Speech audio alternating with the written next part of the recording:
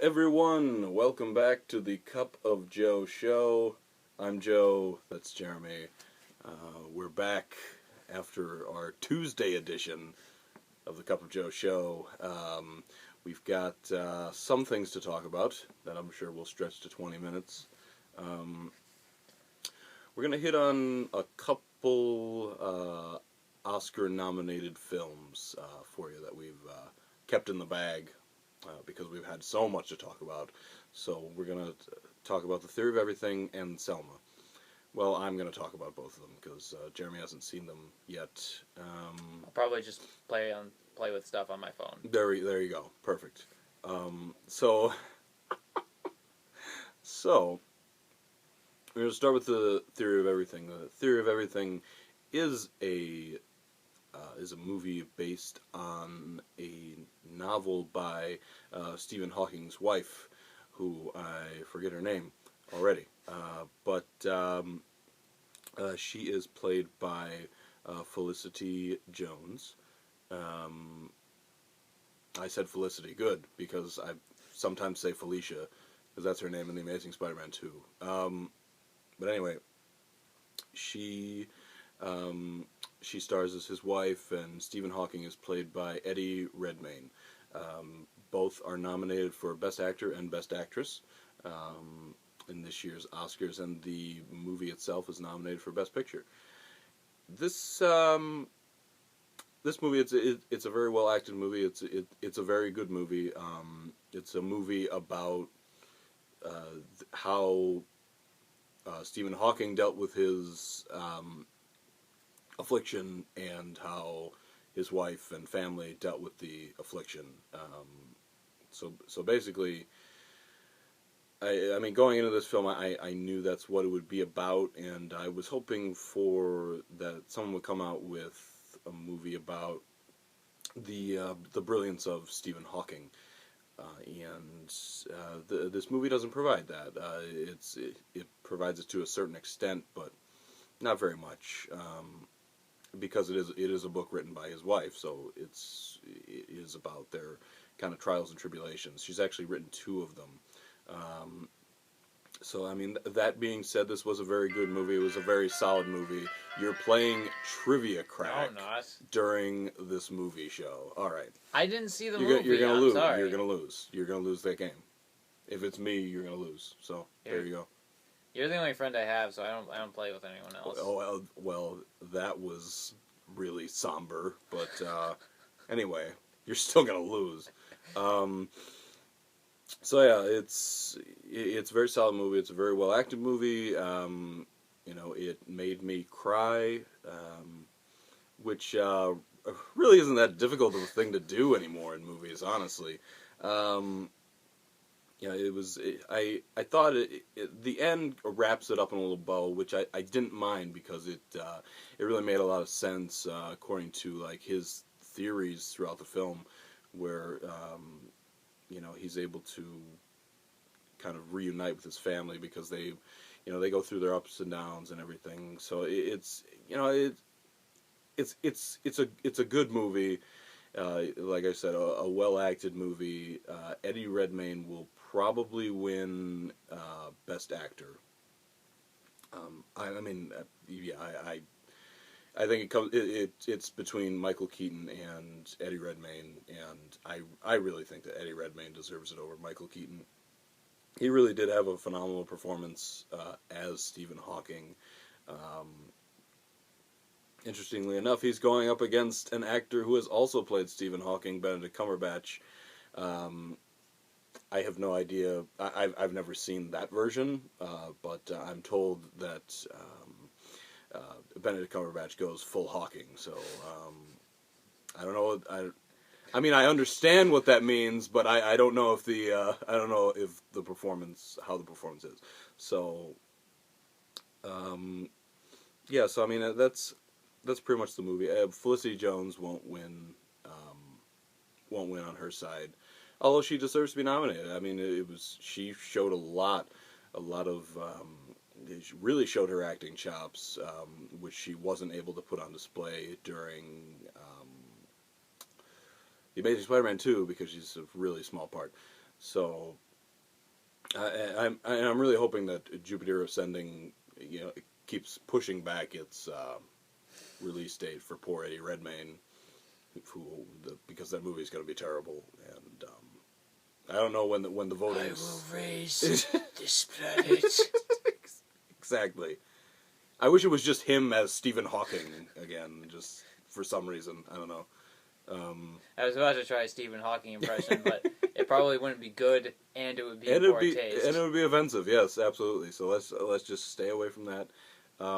Even though Stephen Hawking actually does have a really good sense of humor, he's very funny. He's been on The Big Bang Theory. He's been on John Oliver, and he's actually a really funny guy. And they actually do show his sense of humor in the movie, which is kind of makes him a cool character because he just feels so real.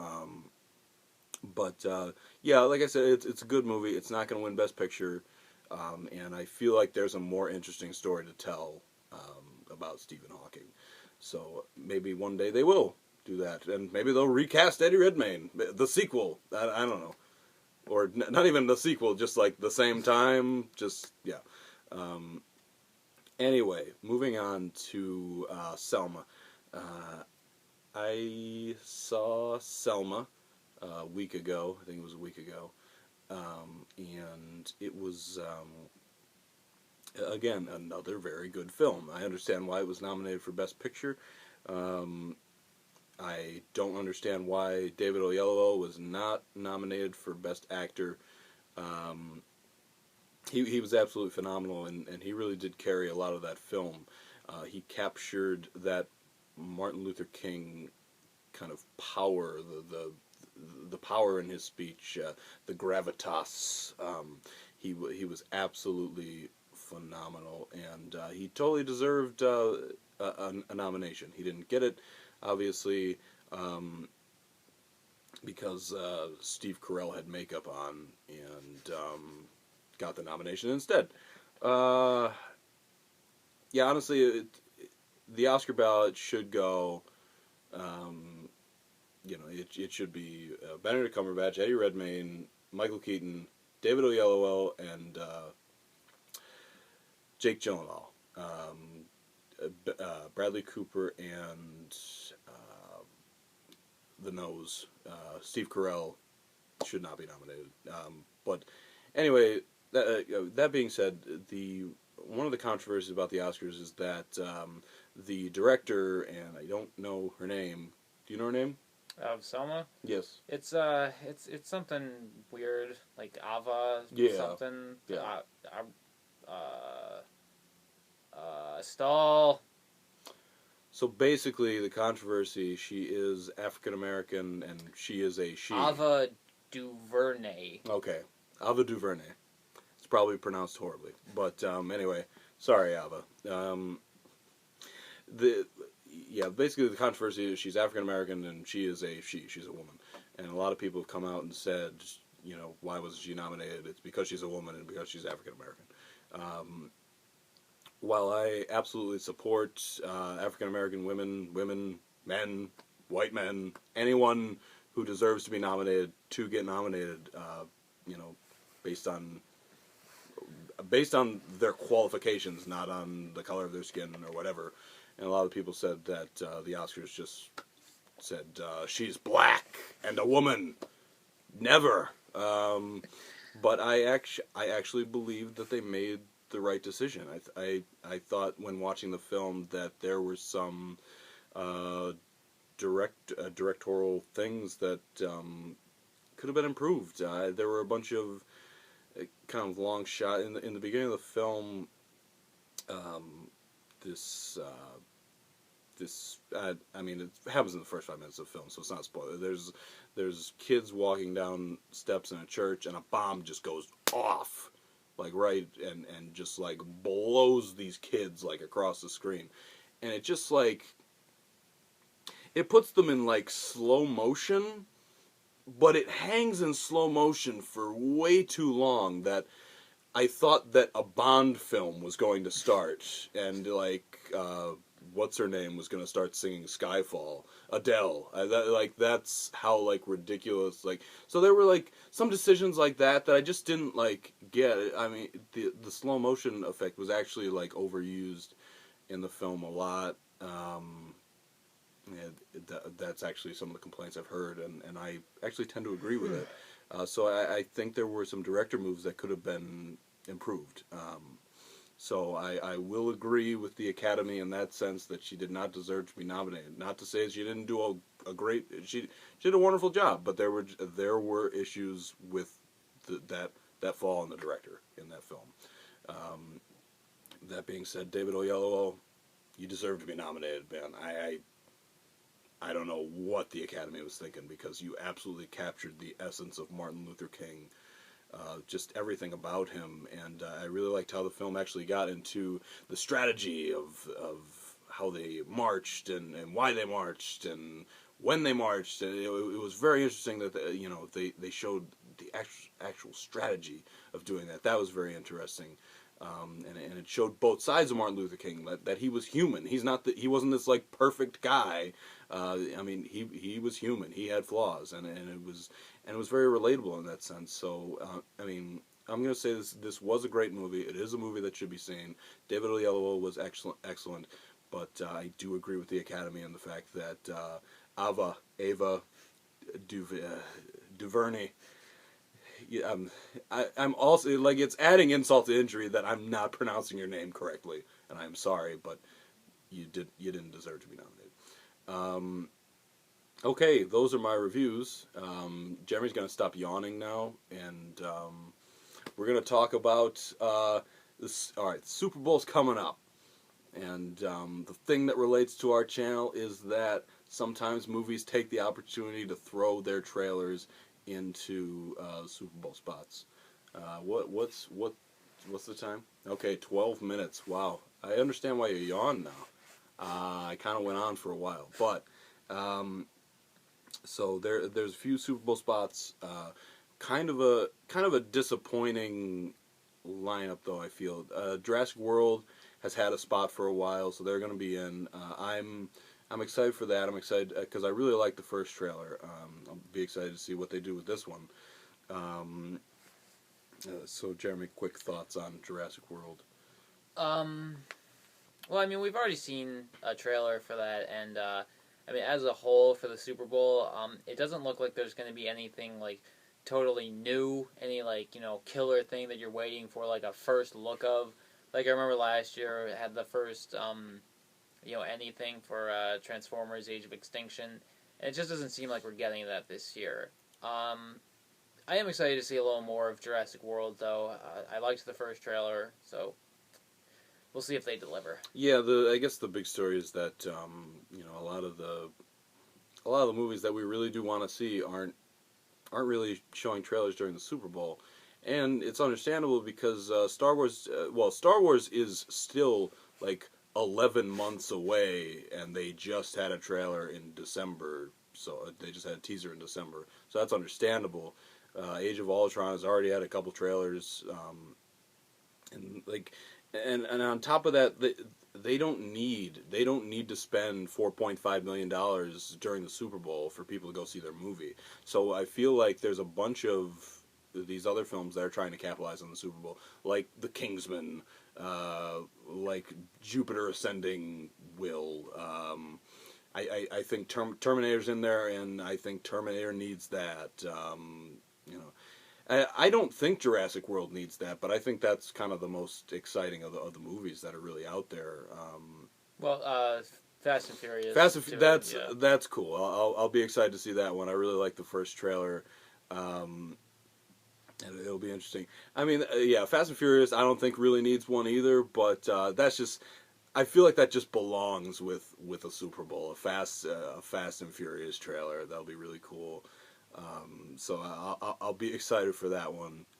The thing that kills me about the first trailer is when, at the end, when like Tyrese is still like in the plane, and he's just like, "I'm sorry, guys," and then Ludacris pulls the parachute on him. Yeah, it's fantastic. good stuff. Yeah, but Yeah, overall, nothing exciting about nothing too exciting about the trailers, and I guess people were expecting a Batman v Superman trailer, which is still like 13 months away. I don't know. It's I think we're getting a little greedy in the trailer department. Yeah, that's probably not going to come out until this summer. Exactly. So but anyway, should be an interesting game. Hope they don't deflate the balls. I had nothing. I had nothing clever to say. I had nothing clever. Um, but there is a great Jimmy Kimmel spot where like all these people from Boston are just. It's like Matt Damon and Ben Affleck, or just like I was the one who deflated the ball. All right, don't blame Tom Brady. He is God. But yeah, who do you think's gonna win, Jeremy? I will be rooting for the Patriots, but I think the Seahawks are going to win. I agree. I think the Seahawks are going to win. Sadly, I'm kind of sick of them. They're like I said, they're Russia.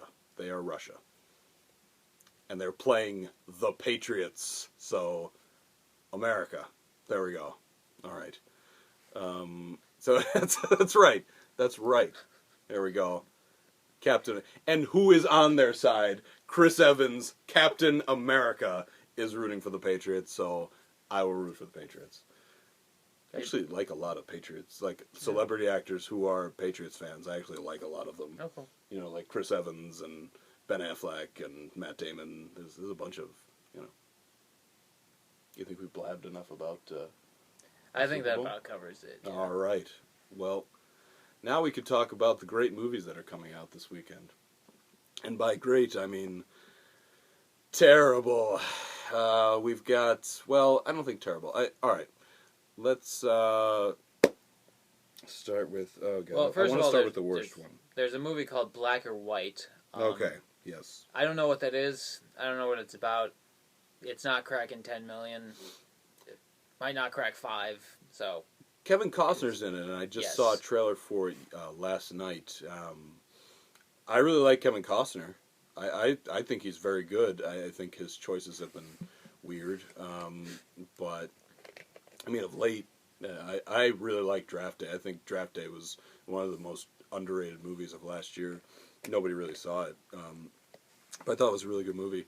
But, yeah, so I like Kevin Costner, but I didn't even hear of this movie till last night, so I can't really tell you much about it.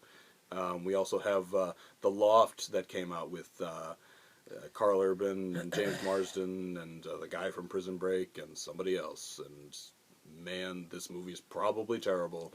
It has like a 0% at Rotten Tomatoes, I think. It's getting bad reviews. Jeremy Johns gave it a...